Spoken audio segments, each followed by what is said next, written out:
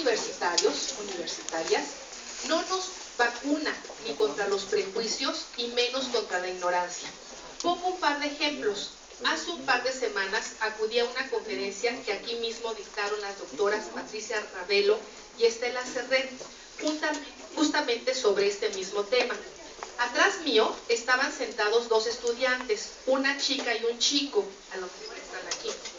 Él comentó que le interesaba el tema, pero que no soportaba a las feminazis, ya que si bien reconocía la violencia que las mujeres hemos vivido por siglos, él no tenía culpa alguna del pasado y que por tanto no estaba dispuesto a perder lo que denominó sus derechos. Evidentemente este joven ignora que no existe ningún movimiento denominado feminacismo o que enherbole las ideas fascistas en contra de los hombres, es decir, que proclame su destrucción y, por tanto, la muerte del sujeto masculino, análogamente como sí lo hacía el nazismo con relación a quienes consideraba pertenecían a una raza inferior a la aria. Es probable que este joven estudiante denomine de este modo al feminismo, el cual a través de décadas ha luchado, en principio, porque se reconozca a las mujeres como seres humanos, ya que, aunque parezca absurdo, no fue sino recién hace 20 años, en 1995, cuando a nivel mundial las mujeres dejamos legalmente de ser consideradas objetos, propiedad del sujeto masculino, en virtud de que se reconoció, al igual que los hombres, también nosotras somos humanas y por tanto somos sujetas de los mismos derechos humanos a que ellos tienen. Cuando este futuro profesionista afirma, cuando este futuro profesionista afirma, a mí que no me quiten mis derechos, me cuestiono, ¿a qué se estará refiriendo? ¿Alguien aquí acaso ha escuchado de alguna propuesta feminista que pugne por quitarle uno solo de sus derechos a los varones? Yo no. Por el contrario, gracias a la teoría de género, que es una aportación del feminismo, se han dado cambios legales importantes, reconociéndoles nuevos derechos, como el de tener la posibilidad de quedarse con la custodia de sus hijos en casos de separación o divorcio. Pensar que las mujeres somos más aptas que los hombres para la crianza de los hijos es totalmente sexista y discriminador para ellos. Hipotetizo entonces que este joven universitario del que hablo hace referencia no a derechos, sino a los privilegios que su sexo le ha dado, que probablemente no se limitan solamente a no tener que cocinar cuando llega a casa, a no tener que hacer trabajo doméstico, y si acaso lo hace, estoy casi segura que no le toca lavar los baños, y a no tener obstáculos importantes en el desarrollo de sus estudios profesionales. El problema es que los privilegios masculinos se han fundamentado en una sociedad vertical y jerarquizada, en el que las mujeres ocupan los últimos espacios y son sometidas. Simplemente recordemos la epístola de Melchor Ocampo, que dice así, y que muchos de sus papás, de sus mamás, se casaron, cuando se casaron les leyeron esta epístola, que decía, el hombre, cuyas dotes sexuales son principalmente el valor y la fuerza, debe dar y dará a la mujer protección, alimento y dirección, tratándola siempre como a la parte más delicada, sensible y fina de sí mismo, y con la magnanimidad y benevolencia generosa que el fuerte debe al débil, esencialmente cuando este débil se entrega a él, y cuando por la sociedad se le ha confiado. La mujer, cuyas principales dotes son la abnegación, la belleza, la compasión, la perspicacia y la ternura, debe dar y dará al marido obediencia, agrado, asistencia, consuelo y consejo, tratándolo siempre con la veneración que se debe a la persona que nos apoya y defiende, y con la delicadeza de quien no quiere exasperar la parte brusca, irritable y dura de sí mismo, propia de su carácter. Es decir, nos están vendiendo la idea de que el sujeto masculino es violento por naturaleza. El otro ejemplo que quiero comentarles es el de muchas jóvenes universitarias quienes repudian el feminismo, argumentando cosas como: yo no soy feminista, soy femenina, a mí sí me gustan los hombres, yo soy humanista, no me hace falta el feminismo, yo soy de izquierda, a mí no me hace falta porque no me violenta. O de plano afirman que es la otra cara del machismo, llamándolo embrismo. Comparto con ustedes este pensamiento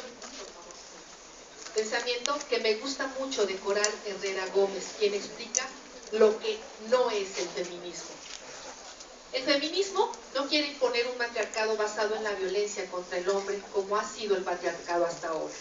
No desea dejarlos sin voto, ni violarlos en las guerras, ni mutilar sus genitales en pro de una tradición cultural, ni confinarlos en el ámbito doméstico, ni quiere matarlos por adulterio. El feminismo no pretende que los hombres sean propiedad de sus madres y luego de sus mujeres, ni desea que los hombres cobren salarios más reducidos, ni tampoco querría desterrarlos de las cúpulas del poder mediático, empresarial y político. No quiere traficar con cuerpos masculinos para el disfrute de los femeninos, ni desea que los niños varones estén desnutridos o abandonados en orfanatos, ni, por supuesto, promovería su marginación social o económica. Tampoco vetaría que los niños varones pudiesen ir a la escuela, ni les prohibirían el acceso a la sanidad y la universidad. Comprendan que eso es una locura que no promueve el feminismo. Si invertimos, ¿no? Si pensamos y reflexionamos, nos damos cuenta que la cultura patriarcal, que lo conocemos como patriarcado, este dominio masculino sobre las mujeres, que ha promovido todo eso. Es importante entonces entender que la lucha de los feminismos va orientada principalmente a terminar con esa cultura patriarcal que ha sometido a las mujeres al punto inclusive de privarlas de la vida. Con todo esto quiero decir que, desafortunadamente, entre los privilegios que se ha asignado el sujeto masculino está el de matar a quienes consideran sus mujeres. Si alguien lo duda, basta revisar los códigos penales, los cuales por décadas establecieron como atenuante de la pena el que una persona sorprendiera a su cónyuge en el acto carnal o próximo a su consumación. Claro, siempre que esto fuera en el homicidio conyugal, siendo el caso que difícilmente una buena mujer vigilara a su esposo y lo sorprendiera en el hotel con su amante, y sí, en cambio, las posibilidades de que fuera la señora a quien se le sorprendiera en su domicilio, pues eran mucho más frecuentes. Cuando hago referencia a sus mujeres, no me refiero únicamente a aquellas a quienes les une alguna relación afectiva o de parentesco, sino todas aquellas que están en el espacio en el que por cuestiones de género consideran suyo el espacio público. Basta recordar la definición de la Real Academia de la Lengua Española, que da sobre la palabra mujer, identificando como prostituta a todas a quienes no se dedican de manera diligente a los quehaceres domésticos y al cuidado de su hacienda y familia.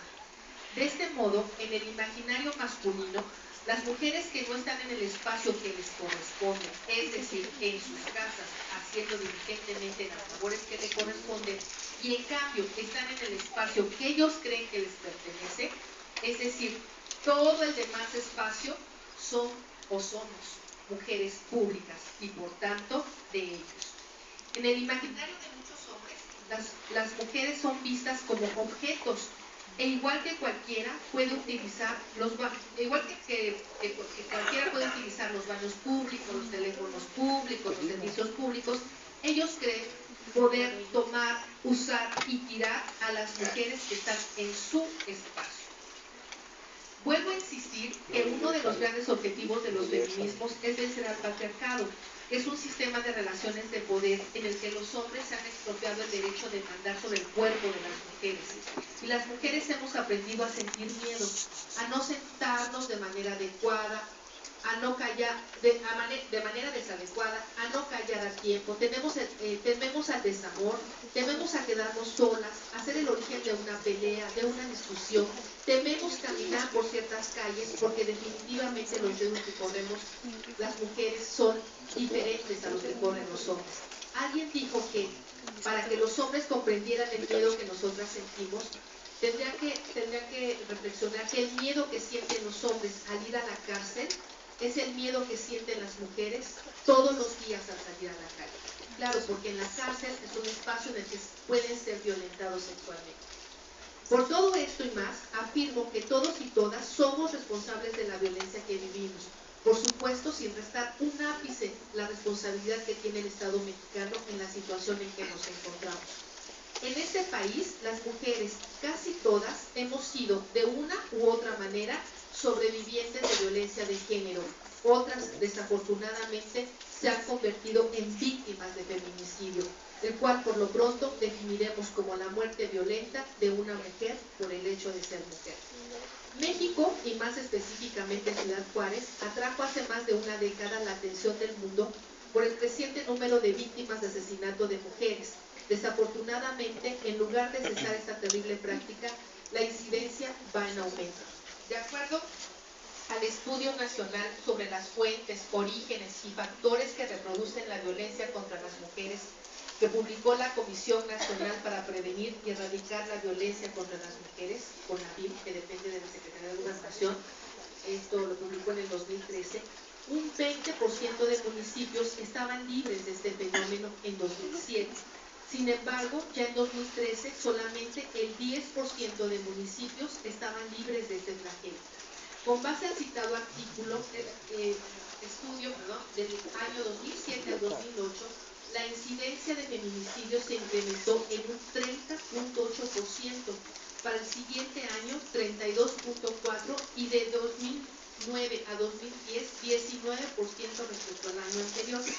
La razón del vertiginoso aumento del feminicidio puede explicarse en razón de la declarada guerra por Felipe Calderón al narcotráfico. No hay duda, la siguiente, ya nos pasamos. No hay duda, como lo ha declarado Naciones Unidas, que la violencia en contra de las mujeres y niñas se incrementa en el seno de conflictos armados internos o externos, al considerar el cuerpo de las mujeres como parte del patrimonio masculino. Esa nota informativa, ¿no?, que decía se roban a las mujeres como si fueran las mujeres completas. Bueno, pero ¿qué es el feminicidio? A pesar del número de víctimas de feminicidio,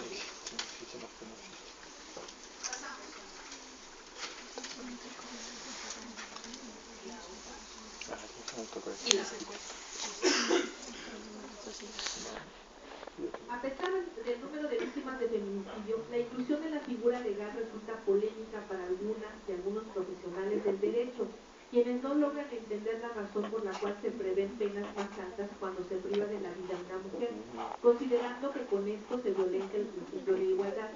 Al respecto, hay que decir que en principio la palabra feminicidio pudo lograr lo que después de 13 años de angustiante violencia ejercida en contra de las mujeres no tenía ninguna denominación, o mejor dicho, sí, las llamábamos muertas de Juárez.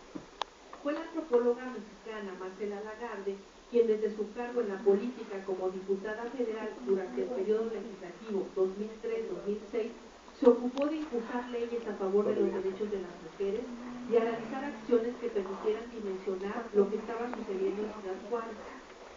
Por cierto, encontró muchísimos obstáculos para que las secretarias federativas enviaran información. Número uno, porque no estaba desagregada. Número dos, porque no estaba bien tipificada la conducta, ¿no? Muchas estaban tipificadas como homicidio culposo, otras simplemente no estaban consideradas. Recuerdo una anécdota, se los platico, hará unos 10 años más o menos, me invitaron junto con otros colegas a dar una charla sobre el tema en en Buenos Aires, Argentina. Estaba invitada la entonces procuradora de la entidad, ella no pudo acudir y mandó a su esposo, que en ese momento, ¿a quién era su esposo? Que en ese momento era juez. Y fue terrible, porque bueno, claro, en la universidad que fue donde se dio esta charla, pues la gente estaba muy interesada y muy sobre el tema y muy indignada sobre lo que estaba pasando en Ciudad Juárez. Y este hombre llegó a decir que las mujeres, bueno, que a muchas de ellas, ¿no?, de las chicas que mataban, pues las mataban porque eran prostitutas, ¿no?, porque andaban fuera a deshoras y vestidas inadecuadamente. Era terrible. Bueno, Lagarde tomó como base los estudios de Diana Rossett y Bill Radford, quienes escribieron el libro Femicide, The Politics of Woman Killing, acuñando el término feminicidio, diferenciándolo de femicidio, el cual consideró se limitaba a feminizar el término. En cambio, la palabra feminicidio plantea la idea de crímenes de odio, culminación de la violencia de género contra las mujeres, así como de la impunidad de los femicidios. Analizando de esta manera, el feminicidio es un crimen de Estado por no garantizar la vida y seguridad de las mujeres en general, y bajo estas circunstancias en que cientos de mujeres han sido privadas de la vida. De acuerdo a Lagarde, el concepto feminicidio se define en los siguientes conductas que sin conducir a la muerte dañan la integridad de las mujeres, homicidios de mujeres por razones de género, misoginia, responsabilidad estatal e impunidad. Tristemente debemos reconocer que este tipo de crímenes se dan en todo el mundo y son el resultado de la violencia misógina llevada al extremo. Debemos estar conscientes que el homicidio de mujeres por razones de género, que hoy identificamos como feminicidio, es solo la punta del iceberg de diversas manifestaciones de odio y violencia en contra de niñas y mujeres cuya densidad, volumen y profundidad esconde un incontable número de agresiones a las que las mujeres son sometidas cotidianamente por parte de parientes, cónyuges, amigos, colegas, compañeros, jefes, autoridades y desconocidos. Y con esto no pretendo victimizar a las mujeres, todo lo contrario.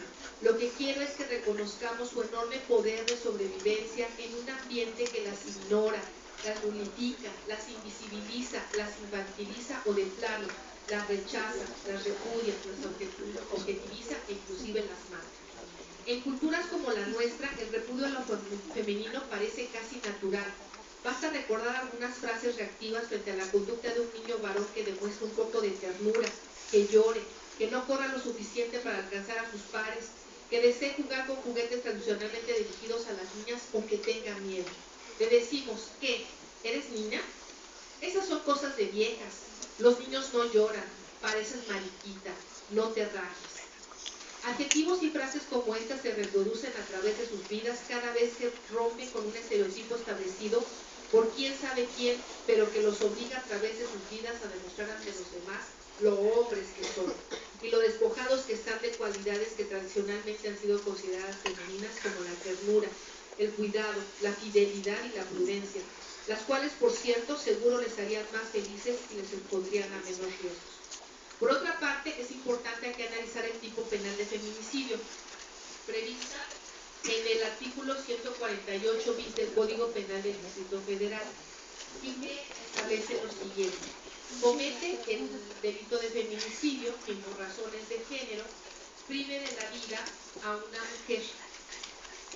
Es decir, hay que distinguirlo de la figura del homicidio, en donde, bueno, no, porque este tipo penal, claro, se priva de la vida a una mujer por el hecho de ser mujer.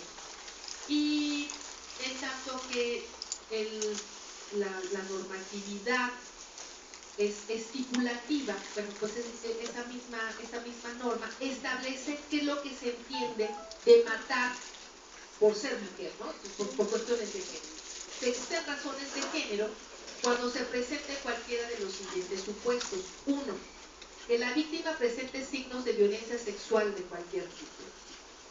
Es decir, en muchos casos, fíjense, este tipo penal fue elaborado no a la ligera, sino que se hicieron estudios justamente en Ciudad Juárez de cómo encontraban los cadáveres de estas mujeres, y fueron entonces sistematizando la información y tipificando la conducta. Así pues, decía una de las expertas que colaboró en la elaboración de este tipo penal, encontrábamos muchos cadáveres en donde no había violación sexual, es decir, no había una penetración, pero que era evidente la violencia sexual porque se encontraba con sin la piel o sin calzones, ¿no? Entonces era más que evidente, o había ciertos signos, ciertos moretones en algunas zonas evidentemente sexuales.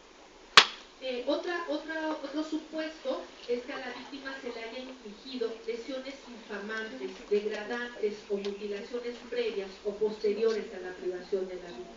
En muchos de los casos se mutilan los senos, por ejemplo, los pezones. Tercero, existan datos que establezcan que se han cometido amenazas, acoso, violencia o lesiones del sujeto activo en contra de la víctima.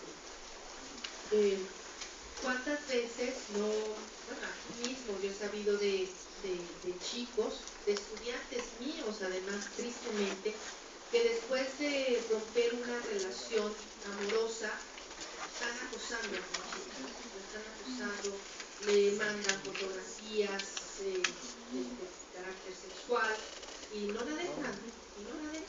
Bueno, pues evidentemente cuando hay este tipo de acoso también hay una cercanía entre víctima y víctima. Este tipo de casos, entonces, la muerte por este asesinato está tipificado como feminicidio. Otro supuesto es que el cuerpo de la víctima sea expuesto, depositado o arrojado en un lugar público. Claro, tiene que ver con este simbolismo de arrojar a la vía pública como si fuera basura. ¿Sí? Hay un odio en contra del cuerpo femenino. Quinto supuesto es que la víctima haya sido incomunicada, cualquiera que sea el tiempo previo a su fallecimiento. A quien cometa feminicidio se le impondrá de 20 a 50 años de prisión, y si entre el activo y la víctima existe una relación sentimental, afectiva o de confianza, de parentesco, laboral, docente o cualquiera que implique subordinación o superioridad, y se acredite cualquiera de los supuestos establecidos en las acciones anteriores, se impondrán de 30 a 60 años de prisión. Es un tipo penal privilegiado, se sanciona muy fuerte. La conducción de este tipo penal, pues, entonces no fue fortuita, sino fue en base a la experiencia tomada en Ciudad Juárez. Y bueno, un símbolo interesante de este dominio masculino, de lo que el sujeto masculino no quiere de nosotras, además de que no quiere que estemos en el espacio público, es decir, en el mundo. Si alcanzaron a leer la definición de mujer, mujer de arte, prostituta, mujer pública, prostituta, mujer de la calle, prostituta, mujer mundana, prostituta, ¿no? Nos están indicando los espacios donde no quieren que estemos. Y otro símbolo que quiero poner atención es en cómo las matan. Fíjense, ni siquiera la muerte es democrática, ¿no? Cuando a un hombre lo privan de la vida, generalmente es a través de un disparo, con un arma de fuego. En cambio, a las mujeres las asfixian, y eso tiene también un simbolismo, porque ya desde la antigua Grecia, fíjense, las tragedias, los autores de las tragedias las mataban ahorcadas, ¿no? Que lo que quieren representar es este silenciamiento. Sí nos quieren vivas, pero calladas. Si no, recordemos de cómo nos educaron, ¿no? Cómo nos decían desde pequeñas, calladita te ves más bonita. No quieren que hablemos, porque si hablamos vamos a denunciar toda esta violencia.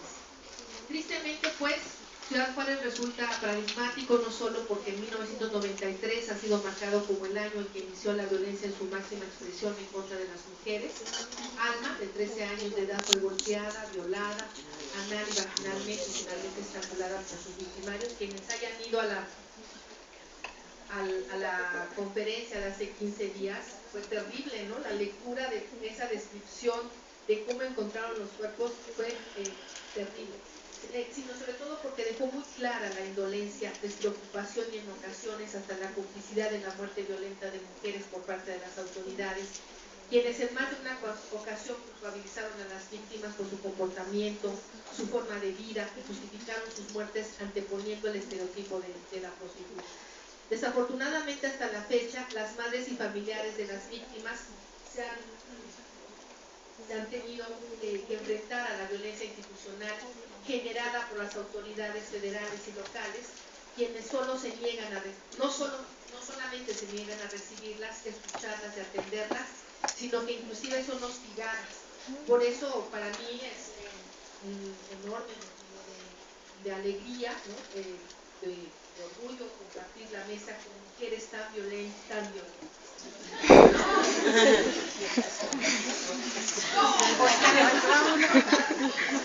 tan fuertes, ¿no? Tan fuertes, tan luchadoras, tan valerosas, que no se han dejado silenciar, las han querido silenciar y sin embargo han seguido la lucha en la calle. No es fácil, aparentemente es fácil emprender esta lucha pues desde el escritorio, pero allá afuera, ¿no? Es donde están los mayores riesgos. Intenta estar con estas mujeres. Muchas gracias. Gracias.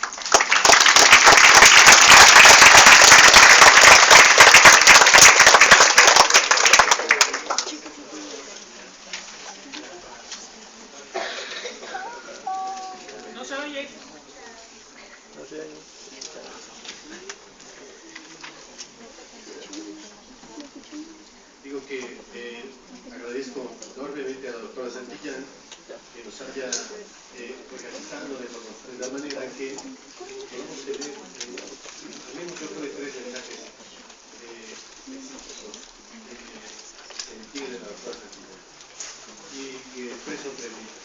Primero, fíjense, por ejemplo, la Comisión Internacional para Prevenir Personales y Erradicar la Violencia contra la Mujer, mejor conocida como Belén Paparán, en consideración dice que la única manera de lograr una sociedad justa, o la manera más idónea de lograr una sociedad justa y el desarrollo individual es no perdemos de vista a la mujer. Vean por ahora con esta cuestión de los espacios públicos, parece que lo tenemos de vista, que no la tenemos en cuenta. También dice que realmente contra la mujer hay una situación de violencia generalizada. Precisamente por eso se reunieron el dinero para ver qué es lo que estaba sucediendo. Y al final de cuentas, estamos considerando respecto de cómo una sociedad se construye teniendo en cuenta ese dinero. Eso por un lado. Segundo, precisamente aquí está el punto central de ver cómo el caso del Código Penal Federal, el artículo 325, también recupera la idea de razones externas compuestas más de alguna de estas cuestiones que les comentaba. El punto es que la tercera parte que me llama la atención, cómo reacciona la sociedad ante esto, solo cuando lo están haciendo las mujeres con investigaciones. Incluso ha presente la idea de lo que se llama alerta de género, que entre otras cosas pone reglas básicas, bueno, sobre todo las autoridades que estuvieron también en las mujeres, que las mujeres que eran agredidas pudiesen tener en mente para reaccionar en una situación o en otra situación de violencia generalizada. De ese punto, por ejemplo, me llama la atención que, por cierto, dentro de las mejores prácticas, se conoce como las mejores prácticas a nivel internacional para la protección y la visibilización de la mujer, tiene, por ejemplo, la obligatoriedad, como se llama la regla, obligatoriedad y de la investigación sobre el feminicidio en específico, que se haga de oficio, que no se espere a la denuncia de parte interesada. Nada más ahí, por ejemplo, ustedes estudiantes de Derecho, me llama la atención cómo idear dentro de estas alertas de género un pequeño procedimiento que inmediatamente después de que haya la alerta de violencia contra una mujer, de oficio se procede a ello. Vean esta siguiente regla. Dice que además la atención se debe hacer siguiendo estereotipos, prejuicios y estereotipos de género para llevar el desarrollo de la investigación. Y además que se cuide respecto a la dignidad de las víctimas. En específico aquí me llama la atención cómo les voy a preguntar y qué les voy a preguntar, de tal manera que su intimidad no quede, digamos, a vista constantemente por eso. En todo caso me llama la atención que nuestro lenguaje esté que tengamos que recurrir a una alerta de violencia de género, precisamente porque vemos enormes datos y necesita ser prácticamente matar, por decirlo, puntos, el cual he comentado sí, efectivamente tenemos la fortuna de elige traer en realidad a la universidad. Vean ustedes, por ejemplo, la maestra Norbertera Andrade, que tengo a mi izquierda extrema, ella ha sido fundó la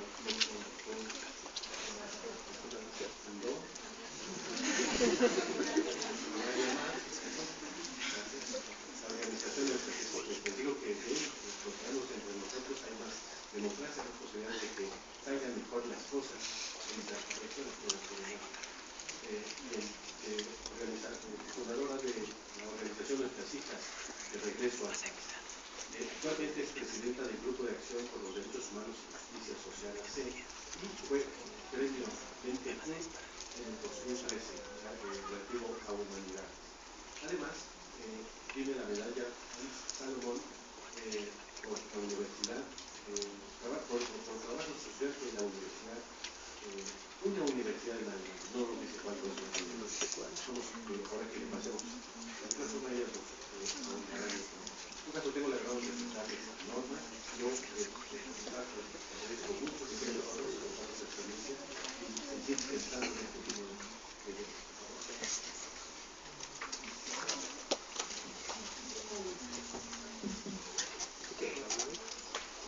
Si no con mi borrador y los alumnos vienen claritos, me escuchan muy bien.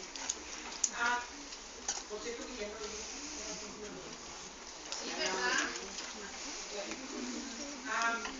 Voy a decirles rápidamente lo que decía ahorita el maestro. La alerta de género son 10 medidas emergentes en un lugar determinado, un espacio determinado, en un territorio determinado donde estén asesinando mujeres. Esas medidas son la instalación de una mesa institucional con la participación de la sociedad civil y familiares de las víctimas para el seguimiento de los feminicidios, la sanción de autoridades omisas o negligentes, la adopción del protocolo ALBA en caso de desapariciones, es el mecanismo urgente en búsqueda de niñas y mujeres menores de edad, la de 18 hacia abajo. Que a la fecha son letra muerta porque no han sido aplicadas en ningún estado, a pesar de la violencia que hay en contra de las mujeres. Otra de las cosas que me saltó a la mente antes de explicarles quién soy y qué es a lo que yo me dedico,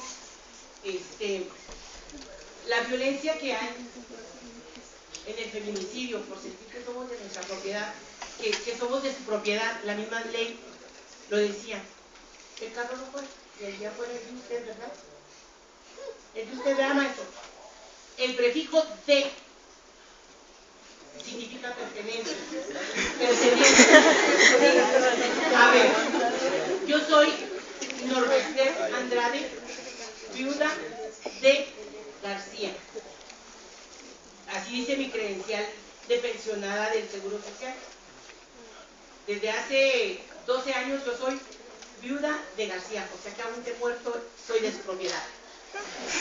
Fíjense nomás, yo me gasto su dinero, pero sigo siendo propiedad de él. Porque en el momento que yo decida casarme con alguien más, yo pierdo mi pensión. Entonces sigo siendo de su propiedad.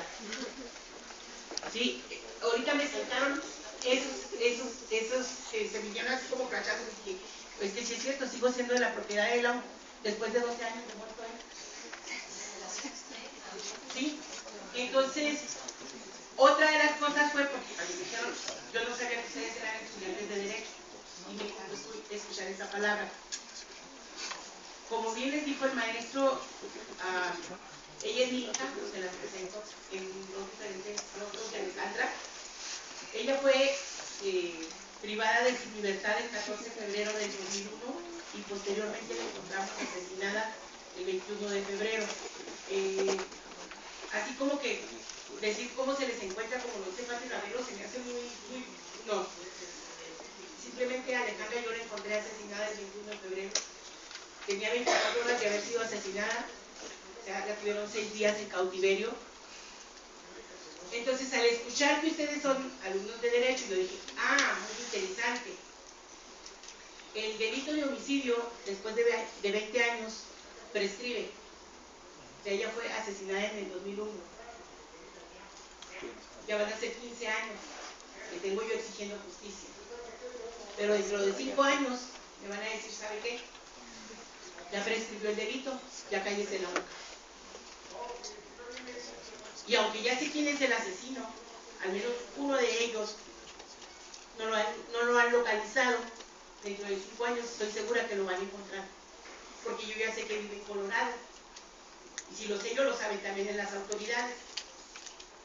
Entonces, ¿qué es lo que va a pasar? Yo les puedo asegurar que en el 2021 sí van a llegar a su casa, pero como ya prescribió el delito, pues no les hace que llegue. Entonces, ¿qué es lo que podrían ir ideando ustedes? Pues cómo cambiar esa ley para que no prescriba, porque a mí me dijeron que no eran enchiladas. Yo pedí que cambiaran la ley, y no tanto que el senador me dijera, así que les digo, Javier Corral, yo le dije al senador Javier Corral de Chihuahua, porque es del estado de Chihuahua, por eso me acerqué a él, y me dijo, no son enchiladas cambiar una ley. Y definitivamente yo no tengo ni la menor idea de lo que tengan que hacer para cambiar una ley, pero yo creo que esa ley sí deberían de cambiarla. Porque no me parece justo que un asesino siga libre porque ya se prescribió el delito.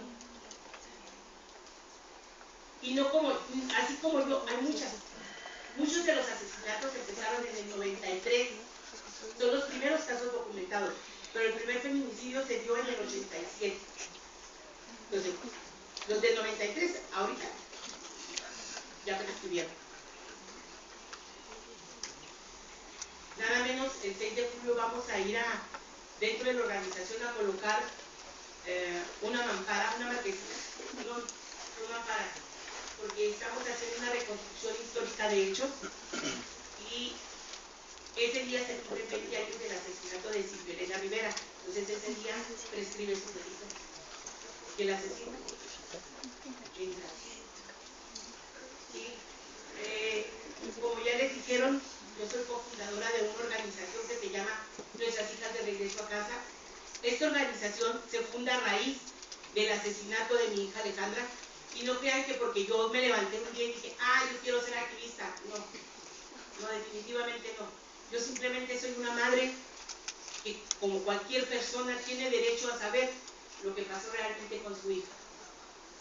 Porque yo le exigí a las autoridades saber qué era lo que estaba pasando. En ese exigirle a las autoridades, en esa burla que las autoridades hacían, cuando nosotros llegábamos a exigirles, nos convirtió en lo que ahora somos. Yo llegaba y les decía, ¿me permite leer el expediente? Quiero ver qué avances tiene. Y luego ellos me saltaban palabras así que yo desconocía, como por ejemplo, yo decía, como maestra, yo en la primaria le enseñaba en biología a los niños a poner sus huellas digitales. Es una actividad que viene En la primera línea los niños la marcan en los vasos, dentro de la clase.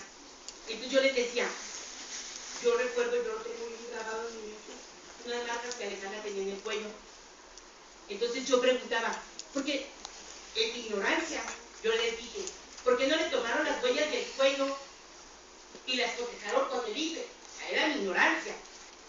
Entonces se me quedaron viendo y me dice, maestra, ¿eran huellas digitales o surcos equimióticos?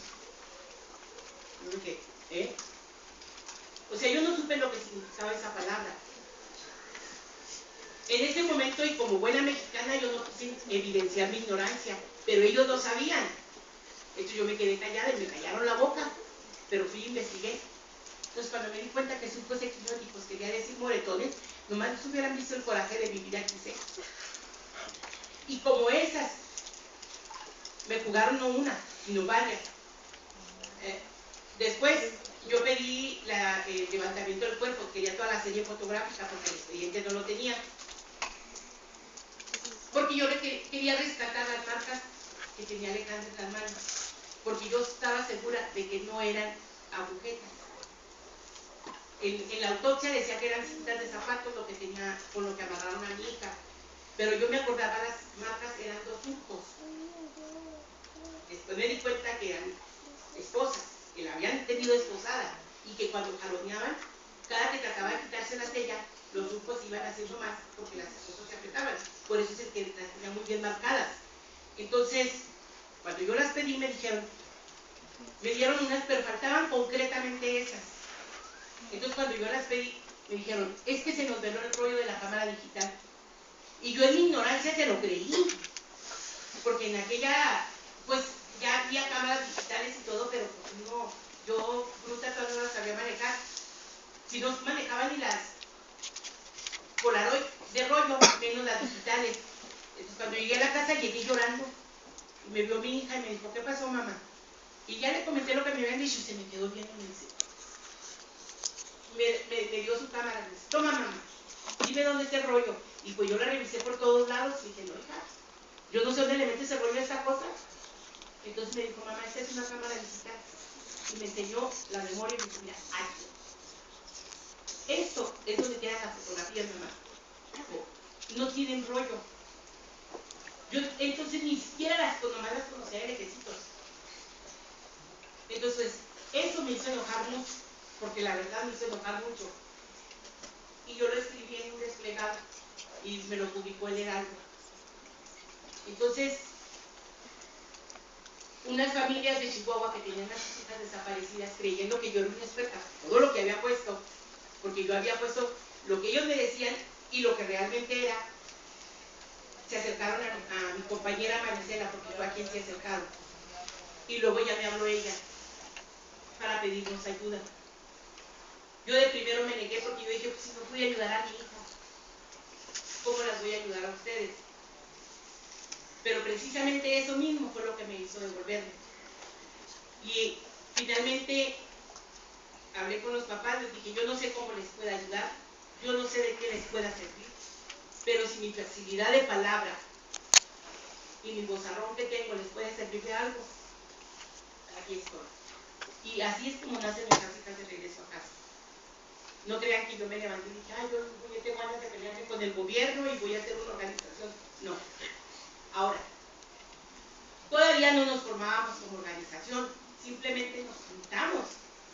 6 madres de familia, 5 desaparecidas y Alejandra asesinada, a exigirle al gobierno que buscaran a las desaparecidas, a exigirle a la fiscalía, y les íbamos, hoy vamos a hacer un plantón. Y luego el gobierno les decía a la señora, ay, nos dijeron que vieron a su hija en tal rancho, y se las llevaban, tratando de desarticular la protesta que íbamos a hacer, perdiendo de vista que yo era mamá. Se les olvidaba que yo era una madre y yo podía pararme frente de ellos y gritarles también.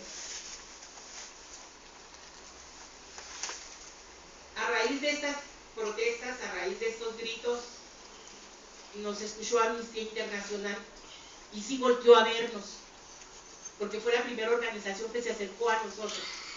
Y Amnistía nos apoyó durante 2 años para hacer esta denuncia a nivel internacional. Entonces, al hacer esta denuncia internacional, es por lo que Ciudad Juárez adquiere fama, como dijo la doctora ahorita, que adquirió una fama, una célebre fama, porque es algo que no debiera tener, por sus desapariciones y asesinatos de jóvenes. Ahorita nuestro actual presidente municipal dice, esa es una mancha del pasado. Para él esa es una mancha del pasado y debemos seguir viendo hacia adelante. Sin embargo, ahorita hay constituidos en el comité de madres y padres desaparecidos arriba de 100 familias. Por lo tanto, no es una mancha del pasado, es algo que sigue sucediendo en Ciudad Juárez. A raíz de tratar de, primero con el gobernador y después con el presidente de la República, solicitándole audiencias, creyendo de veras que nuestras autoridades no tenían las herramientas para trabajar y que necesitábamos que la presidencia hiciera su trabajo, y nos encontrábamos con cajas destempladas que nos cerraban las puertas, nos decían, no hay, su agenda está muy ocupada, no tenemos espacio para recibirlas. Arreciamos las denuncias y yo decido perseguirlo por todo el mundo. Que a mí lo pesco porque lo pesco. Lo pesqué finalmente en Estados Unidos en una plaza pública y donde lo comprometí a recibirnos a las madres. Así es como logramos que se generara la CONAVIM y la FEBINTRA. Y nos apoyó la licenciada Marcela Lagarde, que entonces ella era diputada. Pero todo este movimiento de las madres, todas estas denuncias, toda esta lucha, pues molestó. Hemos tenido logros, hemos encontrado chicas que han estado prostituyendo en dos de las avenidas más principales de Ciudad Juárez, y que para nosotros han sido logros muy grandes. Lamentablemente no ha habido detenidos. Dos niñas de 13 y 14 años que se encontraron en un bar de la avenida Juárez, se detuvieron a las personas, pero la señora alegó que estaban drogándose afuera y que a ella le dieron lástima y que las metió adentro de su bar, y las niñas estaban trabajando ahí, pero porque querían. Entonces la dejaron libre. La otra chica la encontramos desnuda, encadenada al escritorio en la oficina del dueño del bar en la avenida Panamericana y Cesario Santos, me presento en la otra calle. Era la novia del hijo. Entonces, pues no, era su novia de 15 años, encadenada, así con una cadena. No era ni siquiera un lacito que quedaban, estábamos jugando, era una cadena. Tampoco hubo cargos. Son los dos logros que como organización, tuvimos uno ahora hace un mes. Se perdió un chico, Mauricio Alejandro, en Oquitlán Izcalli. Duramos 2 meses buscándolo. A Mauricio finalmente lo encontramos en Puebla. Lo tenía una red de trata, lo tenían pidiendo limosna. ¿Qué hicieron las autoridades? Nada, pero Mauricio fue sentado. Entonces ese es otro logro que a mí me llena de mucho gusto, a pesar de que la organización trabaja en búsqueda de jóvenes desaparecidas y en la denuncia de lo que está sucediendo. En el caso de Mauricio, cuando llegó la mamá a pedirme ayuda, me fue imposible negarle. Yo no puedo decirle a una madre que está sufriendo lo mismo que yo, no te apoyo. Pero aparte de eso, el niño se llamaba Alejandro, de 14 años de edad, en tercero de secundaria. El hijo de Alejandra se llama Caleb, pero tiene 14 años de edad y está cursando tercero de secundaria. Yo vi automáticamente a Caleb en ese niño.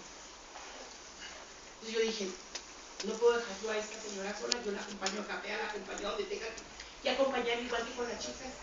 ¿Por qué? Porque ese niño podría ser Caleb.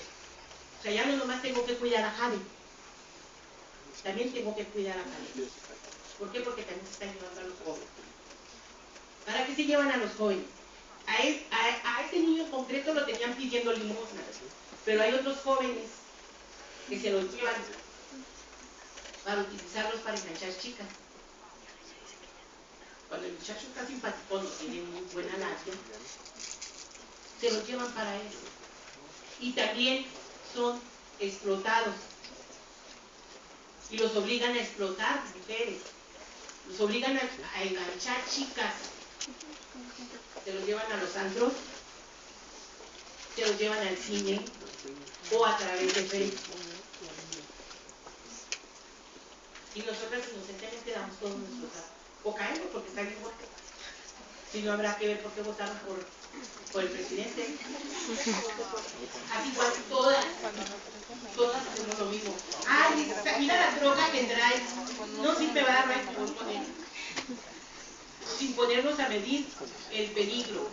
Ahora, esta denuncia, esta denuncia nos llevó a que un día llegara a mi casa una jovencita que se había escapado.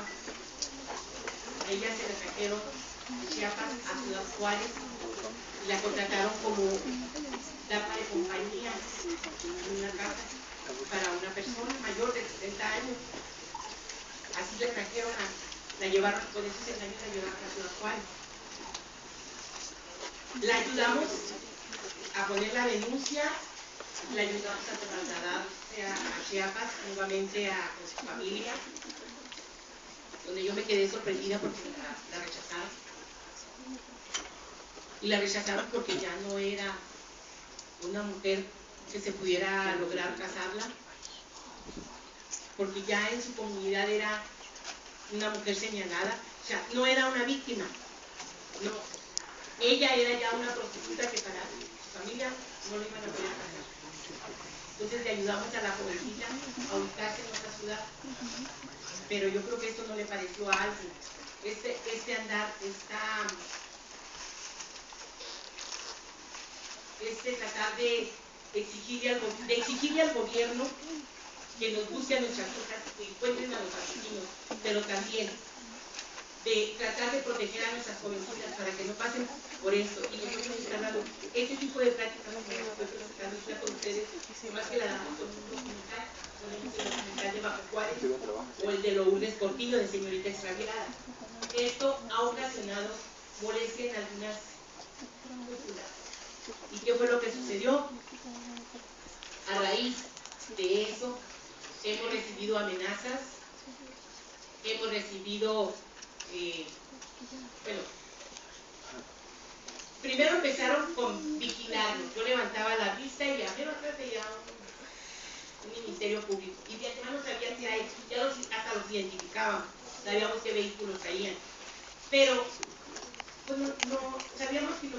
Bueno, yo creía que nomás nos estaban diciendo, mira, estoy viendo, te tengo identificada, de lo que haces,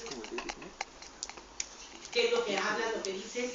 Entonces, el momento en que llegué a hacer hasta esta, dice, gracias por traerme a mi casa. Dice a su jefe que llegué bien, que no pasó nada. ¿Verdad? Amenazas en la escuela donde trabajaba mi compañera, donde le decía que si seguía apoyándonos, se la iba a cargar la chingada. Perdón por la expresión, pero eso era lo que decía. A ella sí le encañonó el procurador, le puso la pistola en la boca y le dijo que si seguía manipulando, iban a empezar con el juicio a su casa. A mí, directamente, ninguna de las autoridades, a mí me hablaban por teléfono, me mandaban mensajitos, pero nada más. A mí nunca me habían molestado de ese tipo, me seguían. Pero les digo, yo ya hasta, como eran ministeriales, nunca pensé que me fueran a hacer nada. Yo siempre dije, si me quisieran matar, lo harían ahí delante de todo el mundo y me saldría gordo. Y no, siempre nomás me veían, entonces no les tenía miedo. Finalmente, en diciembre del 2011, salgo de mi casa, iba a trabajar. Estaba trabajando 2 turnos. Y estaba mi niña ayudándome, mi nieta Jade, ayudándome a subir el material a la camioneta. Cuando yo salgo veo un hombre que, no sé, cuando lo vi, el puro hecho de verlo, me inspiró miedo. Y vaya que para que a mí me diera miedo, algo estaba difícil. Si llegué a encadenarme en los pinos y no me daba miedo, ese señor sí me lo dio. Entonces yo le dije a Karen, las dos estábamos en la banqueta, yo le dije a la niña, quítate de ahí, no seas floja, vete al lado del copiloto y súbelo bien como debe de ser. Entonces observé a la niña subirse, bajarse de la banqueta y abrir la otra puerta, y cuando volteé ya estaba la persona enfrente de mí y me estaba apuntando con una pistola. Entonces pensé que me quería robar, le di mi bolsa, no hizo nada por tomarla. Entonces yo cuando le estaba dando la bolsa le dije, por 2,000 pesos no voy a discutir contigo, nos acababan de dar el aire, toma, llévate. Cuando no la quiso tomar, yo dije, ¿quieres la camioneta? Toma las llaves, y yo las tenía aquí en el dedo, se las extendí también, y tampoco dijo absolutamente nada. Y me vació toda la carga de la pistola. Me dio 5 balazos, el primero me entró en el pecho y de veras nunca en mi vida había agradecido ni estar gordita ni tener tanto gusto. De veras.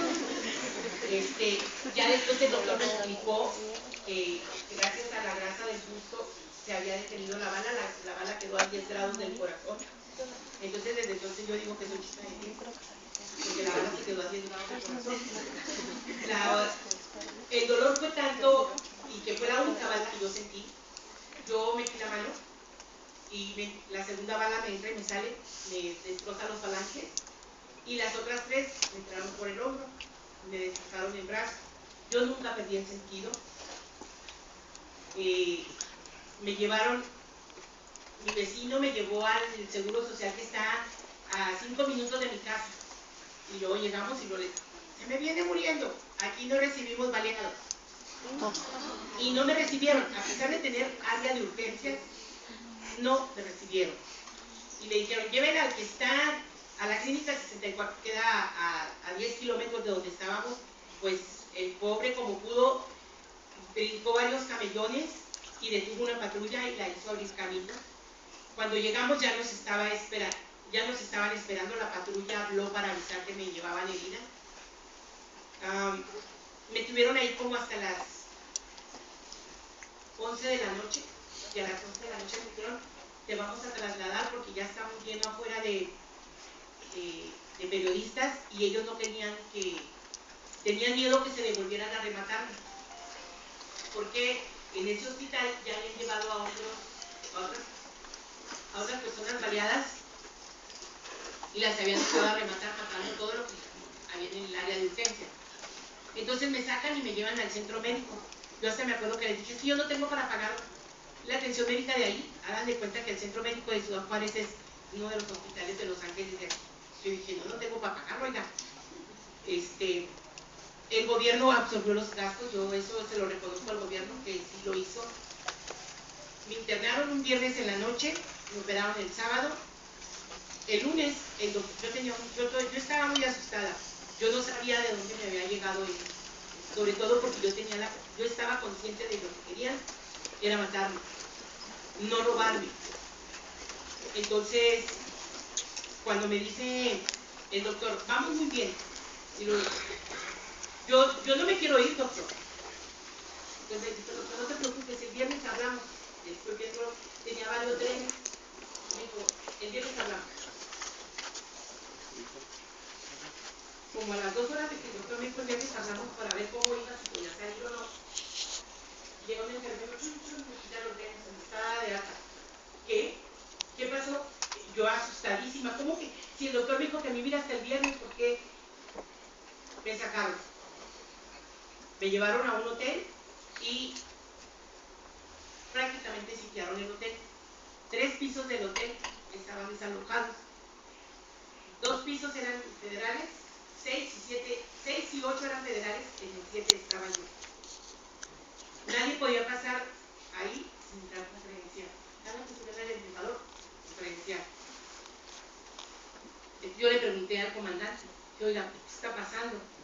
Se hablaron por teléfono y dijeron que iban a estar asesinando un enfermero cada hora de la institución. Por eso me dieron de alta con esa premura. Entonces, pues yo ya vine asustada, bien histérica, yo ya no sabía ni qué hacer. Llegaron mis abogados y me dice, Norma, ¿estás consciente del peligro? Sí. Nos llevamos a Padilla Caleta. Sí. Pónganlos en resguardo donde sea, pero protéjanlos. Porque yo tenía mucho miedo.